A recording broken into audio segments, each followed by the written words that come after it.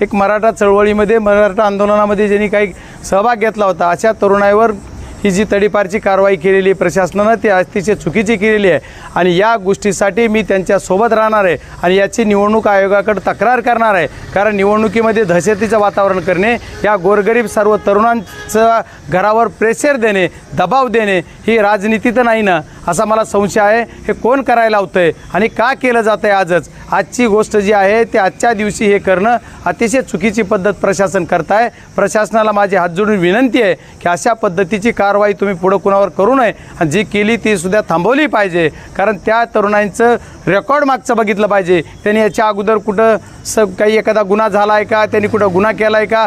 एक आंदोलनाचा त्यांच्यावर गुन्हा आहे फक्त आणि करोडो या महाराष्ट्रामध्ये काही असे हजारोवर लोक आहेत की ज्यांच्यावर कितीतरी गुन्हे आहेत। गुन्हे असताना त्यांच्यावर तडीपारची कारवाई होत नाही आणि आमच्या या तरुणावर का केली जाते याच्या